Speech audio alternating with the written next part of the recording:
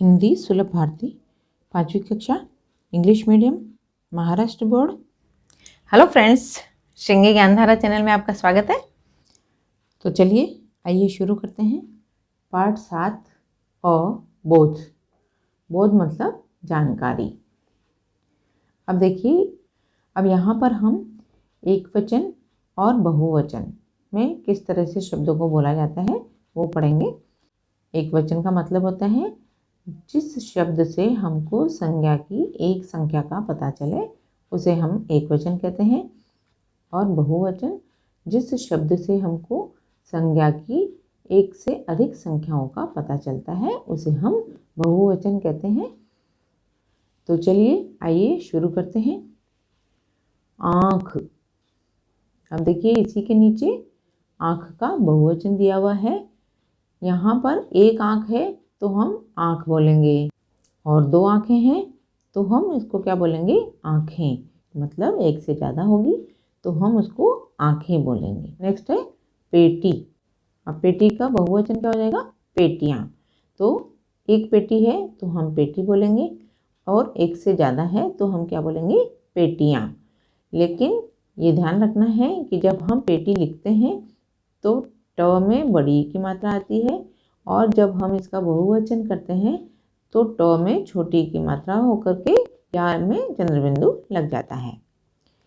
उसके बाद हम पढ़ेंगे औषधि। एक औषधि की बोतल है तो हम उसे औषधि बोलेंगे, और एक से ज़्यादा औषधियाँ हैं तो उसे हम औषधियाँ बोलेंगे। अब उसके बाद हम पढ़ेंगे पपीता। एक पपीता है तो उसे हम पपीता कहेंगे, एक से ज़्यादा है तो हमें क्या कहेंगे? पपीते। फिर उसके बाद आम। एक आम है तो हम आम बोलेंगे, लेकिन एक से ज़्यादा आम है तो हम आम ही बोलेंगे। उसके बाद है माला।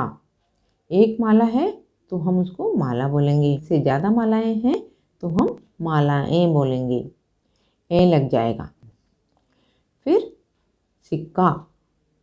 एक सिक्का है तो हम सिक्का बोलेंगे, एक से ज़्यादा सिक्के हैं तो हम क्या बोलेंगे? उसको सिक्के।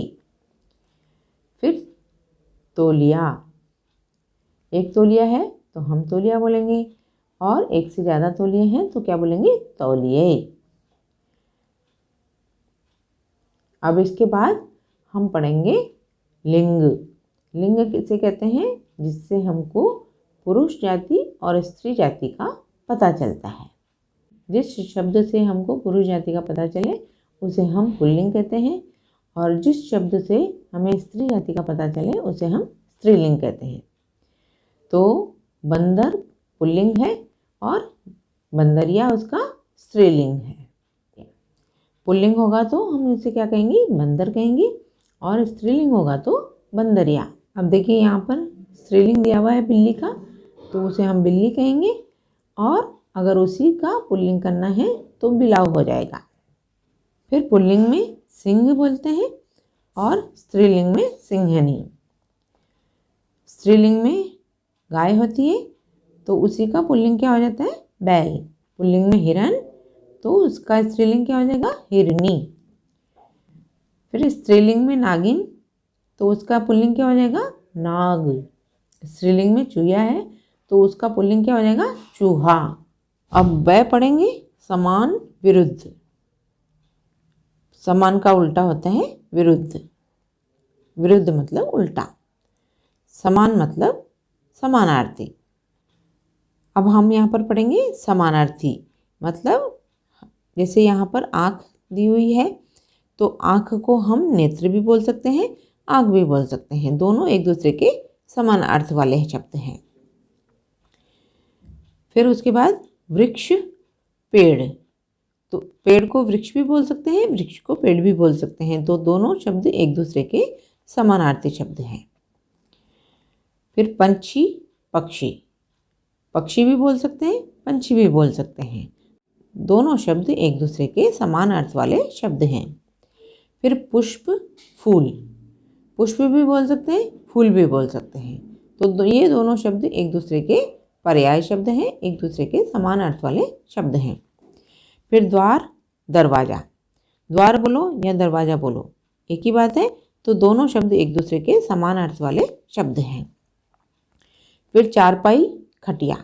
चारपाई बोलो या खटिया बोलो एक ही बात है, तो दोनों शब्द एक दूसरे के समान अर्थ वाले शब्द हैं। फिर सवेरा, सुबह।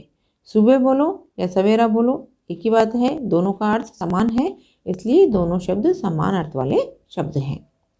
फिर केश, बाल। केश बोलो या बाल बोलो एक ही बात है, तो बाल और केश दोनों शब्द एक दूसरे के समान अर्थ वाले शब्द हैं। अब इसके बाद हम पढ़ेंगे विरुद्ध अर्थ वाले शब्द, मतलब उल्टे अर्थ वाले शब्द।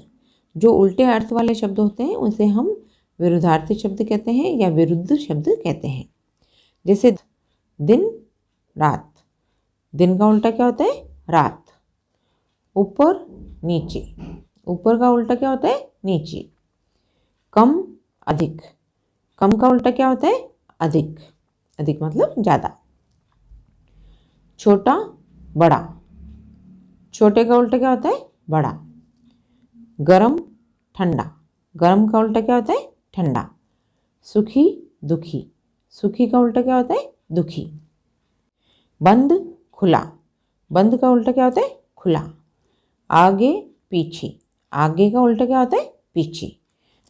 तो फ्रेंड्स, अब आपको ये एक वचन, बहुवचन, पुल्लिंग, स्त्रीलिंग, समान अर्थ वाले शब्द और विरुद्ध अर्थ वाले शब्द अच्छी तरह से समझ में आ गए होंगे। तो फ्रेंड्स, आज के इस वीडियो में इतना ही। अगर मेरा ये वीडियो आपको पसंद आया हो तो इसको लाइक कीजिए, शेयर कीजिए, सब्सक्राइब कीजिए और बेल आइकन को दबा दीजिए। अगले वीडियो में हम फिर मिलते हैं, तब तक के लिए बाय बाय।